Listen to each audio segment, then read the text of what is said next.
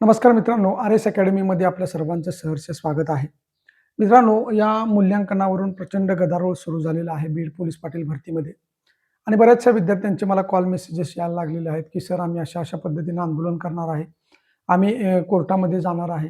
त्याचसोबत काही विद्यार्थी जे आहेत, ते माजलगावच्या एस-डी-एम ऑफिसला गेलेले होते आणि त्यांनी सांगितलेलं आहे, की हा जो निर्णय आहे, हा निर्णय कलेक्टर साहेबांचा आहे. त्यामुळे तुम्ही कलेक्टर ऑफिसला भेट द्या. त्यामुळे ते विद्यार्थी या ठिकाणी कलेक्टर ऑफिसच्या भेटीसाठी जाणार आहेत. परंतु एक गोष्ट मी तुम्हाला सांगतो, की हे जे काही मूल्यांकन त्यांनी केलेलं आहे, त्याच्यावरती आवाज उठवण्यास सुरुवात झालेली आहे. मुलं आंदोलनाच्या पवित्र्यामध्ये आहेत आणि त्यांना वेगवेगळ्या संघटनांचा सुद्धा पाठिंबा या ठिकाणी मिळत आहे. सोशल मीडियावरती सुद्धा याचे प्रतिसाद जे आहेत, ते आता उमटायला सुरुवात झालेली आहे. तुम्ही जर प्रजापत्र नावाचं पत्रक कालचं बघितलं असेल 28 तारखेचं, त्याच्यामध्ये सुद्धा ही बातमी छापून आलेली आहे. आणि दुसरी गोष्ट, जे अजय सरवदे म्हणून वंचित बहुजन आघाडीचे जिल्हाध्यक्ष आहेत, त्यांनी सुद्धा आपल्या फेसबुक पेजवरती एक पोस्ट केलेली आहे. त्या पोस्टच्या माध्यमातून सुद्धा तुम्हाला हे बघायला मिळेल. आता या विद्यार्थ्यांच्या वरती नेमका कसा अन्याय होतोय किंवा काय होतंय आणि हे जे मूल्यांकन पद्धती आहे, ही कशा पद्धतीने चुकीची आहे, ही आजच्या आपल्या व्हिडिओमध्ये आपण बघणार आहे. आणि जे काही विद्यार्थी आपल्याला अपडेट देत असतात, आता जे कलेक्टर साहेबांच्या भेटीला जाणार आहेत, त्यानंतर कलेक्टर काय सांगतील ते आपण सगळं तुम्हाला व्हिडिओच्या माध्यमातून देणार आहे. परंतु इथं हा जो तक्ता मी तुम्हाला दिलेला होता, याच्यामध्ये मी तुम्हाला या सगळ्या गोष्टी सांगितलेल्या होत्या, की ज्यावेळेस समान गुण पडतील त्यावेळेला कोणत्या पद्धतीचा क्रायटेरिया लावला जातो. परंतु हा व्हिडिओ बनवत असताना मी तुम्हाला सांगितलं होतं, की ऑफिशियल वेबसाईटवरती कुठल्याही पद्धतीचा असा मूल्यांकनाचा तक्ता आलेला नाही. परंतु नंतर त्यांचं जे फेसबुक पेज आहे कलेक्टर ऑफिसचं, त्याच्यावरती अशा पद्धतीचा गुणगान तक्ता या ठिकाणी आलेला आहे. तर आता एक गोष्ट लक्षात ठेवा, की बऱ्याच विद्यार्थ्यांचं किंवा जे काही जाणकार लोक आहेत त्यांचं मत काय आहे, या मूल्यांकनाचा तोटा कसा आहे आणि समान पातळीवर मूल्यांकन होत नाही. आता समान पातळीवर मूल्यांकन होत नाही हे कशा पद्धतीने आहे ते मी थोडक्यात तुम्हाला सांगतो, की समजा एक तर ही भरती ज्यावेळेस जाहीर झाली होती त्यावेळी भरतीच्या जाहिरातीमध्ये स्पष्टपणे असं नमूद आहे, की 80 मार्कासाठी या ठिकाणी तुमची लेखी परीक्षा होणार आहे. लेखी परीक्षा आणि 20 मार्कांच्यासाठी तोंडी परीक्षा होणार आहे. हे स्पष्टपणे त्या जाहिरातीमध्ये नमूद आहे आणि आतापर्यंत जेवढ्या काही पोलीस पाटील पदाच्या भरती झालेल्या आहेत त्याच्यामध्ये अशा पद्धतीनं क्रायटेरिया आहे. आणि तुमच्या जाहिरातीमध्ये सुद्धा जर तुम्ही बघितलं तर अशा पद्धतीने त्यामध्ये स्पष्ट दिलेलं आहे, की 20 मार्क जे असणार आहेत ते तुमच्या तोंडी परीक्षेसाठी असणार आहेत. आता महत्वाची गोष्ट अशी, की ज्यावेळेस परळीचे जे उपजिल्हाधिकारी आहेत लाटकर साहेब, त्यांना ज्यावेळेस मीडियाने प्रश्न विचारला त्यावेळी त्यांनी सांगितलं, की पहिला तर एक घोळ झालेला होता त्या पीडीएफचा, की त्याच्यामध्ये नको त्या मुलांची नावं होती आणि जी टॉपर मुलं होती त्यांची नावं त्या पीडीएफ मधून गायब झालेली होती. आणि मग त्यासाठी सुद्धा मुलांना या ठिकाणी भेट द्यावी लागली, निवेदनं द्यावी लागली, आवाज उठवावा लागला आणि त्याच्यानंतर मग हा सगळा प्रकार बाहेर आला आणि मग ती पीडीएफ जी आहे ती तुम्हाला दुरुस्त करून दिलेली आहे. परंतु त्यांनी नंतर याविषयी बोलताना असं सांगितलेलं आहे, की कुठलाही दबाव येऊ नये या उद्देशाने सगळ्या गोष्टी ज्या आहेत त्या गोपनीय ठेवलेल्या आहेत. तर एक गोष्ट आहे, की कलेक्टर किंवा उपजिल्हाधिकारी जर अशा पद्धतीने म्हणत असतील, की अंतर्गत दबाव येण्याची शक्यता आहे, तर त्यांना नेमका कुणाचा दबाव आहे, अंतर्गत दबाव असू द्या किंवा बाहेरचा दबाव असू द्या, ते जर एवढ्या मोठ्या पदावरती असतील तर आणि जर ते दबावाला घाबरत असतील तर मग सामान्य विद्यार्थ्यांनी या ठिकाणी काय करायचं हा सुद्धा प्रश्न आहे, लक्षात ठेवा.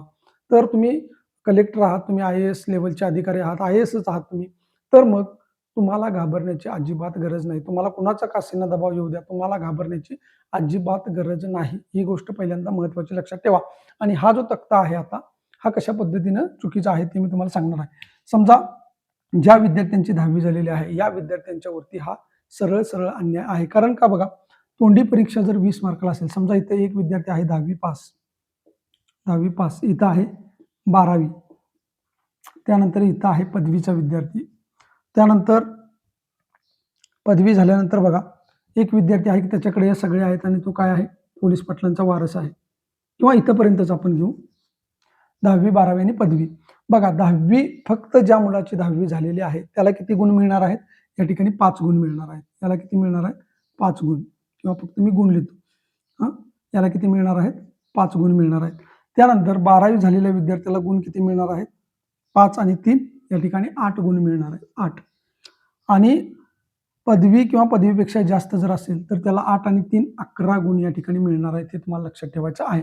आणि प्लस मुलाखतीपैकी काय मिळतील ते पण आपण हे थोडंसं बाजूला ठेवूया. आता बघा, 5 याला मिळाले 5 गुण, याला मिळाले 8 गुण आणि याला मिळाले 11 गुण. लेखी परीक्षा आपली किती आहे? तोंडी गुणांची. तोंडी गुणांची जी लेखी परीक्षा आहे, सॉरी, जे तोंडी गुणांची परीक्षा आहे ती किती आहे? 20 गुणांची आहे. पण इथं मूल्यांकन होत असताना मात्र काय झालेलं आहे? अधिक याची मुलाखतीचे 3, अधिक याची मुलाखतीचे 3, अधिक याची मुलाखतीचे 3 जर पकडले तर याचे झाले 8, याचे झाले 11 आणि याचे झाले किती? 14. म्हणजे यांचं जे मूल्यांकन आहे ते 20 गुणांचं न होता याचं बघा फक्त 8च गुणांचं झालेलं आहे, याचं 11 गुणांचं झालेलं आहे आणि याचं 14 गुणांचं मूल्यांकन झालेलं आहे. ॲक्च्युअलमध्ये पॅटर्न काय आहे? 80-20. मग या मुलाचं 20 मार्कांचं मूल्यांकन या ठिकाणी व्हायला पाहिजे. 10वीचा जो पास झालेला विद्यार्थी आहे, 10वीवरती ज्यानं परीक्षा दिलेली आहे, त्याचं ॲक्च्युअली 20 मार्कांचं मूल्यांकन व्हायला पाहिजे. परंतु त्याचं 20 मार्कांचं मूल्यांकन होऊ शकत नाही का? तर त्याच्याकडे हे बाकीचे कुठलेही कागदपत्र या ठिकाणी नाहीत. आणि मग जर अशा पद्धतीने झालं तर 10वी-12वी ची मुलं जी आहेत ती सरळ सरळ बाहेर पडणार आहेत, कारण यांचं जे मूल्यांकन आहे ते 20 मार्कांचं मूल्यांकन अजिबात होत नाही. ही गोष्ट सगळ्यात महत्त्वाची आहे. आणि म्हणून हे विद्यार्थी असं म्हणत आहेत की आमच्यावरती फार मोठा अन्याय झालेला आहे आणि खरोखरी अन्यायाचीच गोष्ट आहे. मी कोणाच्या बाजूने, आता ज्यांचं ग्रॅज्युएशन, पोस्ट ग्रॅज्युएशन वगैरे झालेलं आहे ती मुलं कदाचित त्याला विरोध करतील, परंतु माझं काम आहे तुम्हाला जी सत्य परिस्थिती आहे ती परिस्थिती सांगणं. या मुलांचं 20 मार्कांचं मूल्यांकन व्हायला पाहिजे, परंतु त्यांच्याकडे हे डॉक्युमेंट नाहीत, हे नाहीत, हे नाहीत, हे नाहीत. मग काय होईल? फक्त त्यांचं 8च मार्कांचं मूल्यांकन होणार आहे. 12 मार्कांचं त्यांचं मूल्यांकन होणार नाही, हे गोष्ट लक्षात घ्या. किंवा पदवीवाला आहे त्याचं काय होईल? 11 मार्कांचंच मूल्यांकन होईल, वरच्या 9 मार्कांचं त्याचं मूल्यांकन होणार नाही. आणि मग ज्या विद्यार्थ्याकडे ह्या सगळ्या गोष्टींची पूर्तता असेल, त्याचंच मूल्यांकन या ठिकाणी 20 गुणांचं होणार आहे. म्हणजे त्याच्याकडं, आता बऱ्याच जणांच्याकडे हे सुद्धा नसणार आहे, लक्षात ठेवा. NCC नसणार आहे, लक्षात ठेवा. मग हे जर नसेल किंवा बरीच मुलं पोलीस पाटलांचा वारस असणार नाहीत, म्हणजे 3 आणि 3 6 गुण तर हे तुम्हाला क्वचितच मिळणार आहेत, लक्षात ठेवा. म्हणजे क्वचित मुलांना या ठिकाणी 6 मार्क्स मिळणार आहेत. तुमचं जे मूल्यांकन होणार आहे ते 5 आणि 3 8, 8 आणि 3 11, 11 गुणांचंच या ठिकाणी मूल्यांकन जास्तीत जास्त होऊ शकतं. फार कमी मुलं अशी आहेत की त्यांच्याकडे यातली कुठली तरी प्रमाणपत्र आहेत. आणि मग तुम्हाला फक्त लेखीसाठी मुलाखतीसाठी गुण किती ठेवलेले आहेत? 3 गुण ठेवलेले आहेत. आता जर समजा MPSC, UPSC थ्रू आलेले जे अधिकारी आहेत त्यांना जर 50 मार्काची मुलाखत असती, समजा 50 मार्काची मुलाखत असती आणि यांचे 45 गुणच फक्त त्यांच्या डॉक्युमेंटला दिले असते आणि 5च गुण जे आहेत ते 5च गुण जर त्यांना मुलाखतीसाठी दिले असते तर चाललं असतं का? ही एक विचार करण्यासारखी गोष्ट आहे. म्हणजे जर तोंडी परीक्षा आहे तर ती तोंडी परीक्षेसारखीच झाली पाहिजे आणि त्यावरूनच त्यांचं मूल्यांकन झालं पाहिजे. जर तुम्ही 17 गुण जे आहेत, 17 हे गुण जर फक्त डॉक्युमेंटला देत असाल आणि 3 गुण जे आहेत हे फक्त जर मुलाखतीला देत असाल तर हा सरळ सरळ या ठिकाणी अन्याय आहे. लक्षात ठेवा, तुम्ही ज्यावेळेस फॉर्म भरून घेतलेला आहे त्यावेळेला त्याचा क्रायटेरिया होता की 10वी पास. मग 10वी पास असणाऱ्या मुलांच्या वरती हा अन्याय आहे, म्हणजे समान पातळीवरती याचं मूल्यांकन होत नाही.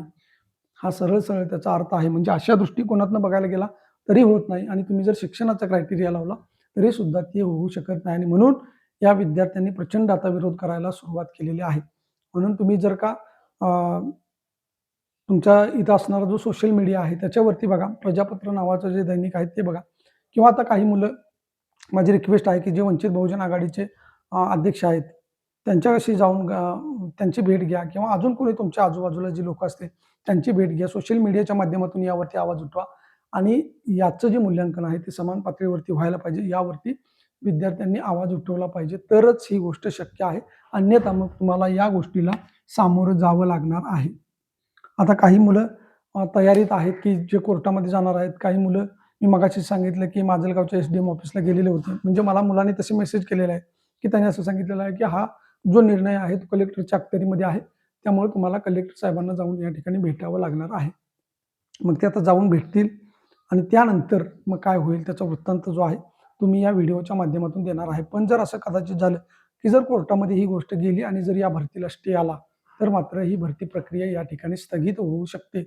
आणि जे काही विद्यार्थी आहेत जे दलालांच्या मार्फत प्रयत्न करत आहेत, ज्यांनी काही कोणाला पैसे वगैरे दिले असतील, लक्षात ठेवा, जर या भरती प्रक्रियेला स्टे आला किंवा यामधल्या काही काळ्याबऱ्या गोष्टी आहेत त्या जर उघडकीस झाल्या तर मात्र तुमच्या पैशाला तुम्हीच जबाबदार असणार आहे. त्यामुळं त्या गोष्टीपासून सुद्धा सावध राहायचं आहे. सगळ्या गोष्टीमध्ये मित्रांनो, खरं तर दुर्दैवाची गोष्ट आहे की बीडचं नाव जे आहे ते प्रत्येक गोष्टीमध्ये खराब होत चाललेलं आहे. अतिशय पारदर्शी होणारी भरती, या भरती प्रक्रियेला कुठेतरी खीळ बसलेले आहे. जर पेपर तुम्ही एवढ्या चांगल्या पद्धतीने घेतला जर मोबाईल जॅमर वगैरे बसवले असतील, स्ट्रिक्टली पेपर घेतले असतील, तर मग इथं तुम्हाला अशा पद्धतीने करण्याची काही गरज नव्हती. तुमची जी कमिटी आहे, काही ठिकाणी तर असं समजतंय की 2च अधिकारी होते आणि 2च अधिकाऱ्यांनी ती जी मुलाखत आहे ती घेतलेली आहे. म्हणजे तिथे ज्या पॅनलमध्ये असायला पाहिजे तेवढी लोकं नव्हती. तर दोन्हीच अधिकाऱ्यांनी ती मुलाखत घेतलेली आहे. अशाही काही गोष्टी आहेत. तर या गोष्टी विद्यार्थी जे मला सांगत आहेत, ते आजच्या मी या व्हिडिओच्या माध्यमातून तुम्हाला सांगितलेलं आहे. तुमचे विद्यार्थ्यांची जी काही मतमतांतरं आहेत, ती मतमतांतरं मला तुम्ही खाली कमेंट बॉक्समध्ये कळवा. जेणेकरून बीडच्या सगळ्या विद्यार्थ्यांना समजेल, की नेमकं काय सुरू आहे आणि कोण विद्यार्थी कशा पद्धतीने आवाज उठवणार आहे किंवा विद्यार्थ्यांच्यामध्ये सध्या काय सुरू आहे. हे जर तुम्हाला इतर विद्यार्थ्यांना सांगायचं असेल, तर निश्चितपणे कमेंट बॉक्समध्ये याबद्दल तुम्ही व्यक्त होणं गरजेचं आहे. त्यामुळे एवढी माहिती तुम्हाला या ठिकाणी द्यायची होती. त्यामुळे या स्पर्धेमधून 10वीचे जे विद्यार्थी आहेत, ते जवळपास बाहेर पडणार आहेत, हे मात्र निश्चित आहे, लक्षात ठेवा. आता एका गावामध्ये असं असणार नाही, की तिथं पदवीधारक असेल. समजा एका गावामध्ये 5च्या 5 विद्यार्थी, समजा एका गावामध्ये 5 विद्यार्थी आहेत आणि त्यापैकी 1 10वी 3 10वी आहेत आणि 2 12वी आहेत. तर त्यांचं मूल्यांकन फक्त कुठपर्यंत होणार आहे? 8 आणि 11 पर्यंतच होणार आहे, लक्षात ठेवा.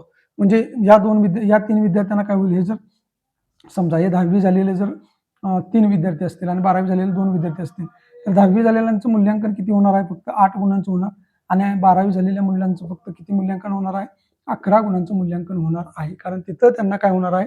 ह्याचे जे गुण आहेत, हे 3 गुण, हे 3 गुण, हे गुण मिळणार नाहीत. हे लक्षात ठेवायचं आहे. मग अशा पद्धतीने जर का मूल्यांकन होणार असेल, तर ही सरळ-सरळ चुकीची गोष्ट आहे. त्यामुळे लक्षात ठेवा, की तुम्हाला जे गुण आहेत 10वीचे सॉरी 10वीचे आणि या ठिकाणी 12वीचे जास्तीत जास्त विद्यार्थ्यांनी फॉर्म जे भरलेले आहेत ते 10वी आणि 12वी. क्वचित जे विद्यार्थी आहेत त्यांनी काय केलेलं आहे पदवी आणि जरी पदवीचे विद्यार्थी बऱ्यापैकी असतील, तर त्यांच्याकडे पोलीस पाटील वारस नाही आहे, त्यांच्याकडे माजी सैनिक, होमगार्ड वगैरे प्रमाणपत्र नाही. त्यामुळे हे 6 गुण आणि या 3 गुणांच्या पैकी किती गुण तुम्हाला मिळतील याची शाश्वती नाही. मुलांना आता असं वाटायला लागले, की 3च गुणांचे बघा 3च गुण असतील, जर 20 पैकी 17 गुण जर तुमच्या प्रमाणपत्राला असतील, तर विद्यार्थी काय विचार करणार, की 3च गुण फक्त मुलाखतीला आहेत. मग कशाला तयारी करायची? तयारी करा अथवा न करा. कसंही गेलं तर तुम्हाला एखादा मार्क तरी या ठिकाणी मिळणार आहे. म्हणजे तुम्हाला जो फायदा होणार आहे, तो किती होणार आहे? एक तर 5 गुण तुम्हाला मिळतील याचे आणि 3 पैकी 1 गुण म्हणजे 6 ते 7 गुणच फक्त 10वीच्या विद्यार्थ्याला मिळणार आहेत, लक्षात ठेवा. आणि त्यामुळे जास्तीत जास्त मिळाले तर तुम्हाला किती 8 आणि 11 गुण मिळू शकतात. जे वरचं आहे म्हणजे 10वीच्या विद्यार्थ्याला 12 गुणांचा तोटा होणार आहे आणि 12वीच्या विद्यार्थ्याला 9 गुणांचा तोटा होणार आहे. असंच पदवीच्या विद्यार्थ्याला सुद्धा होणार आहे.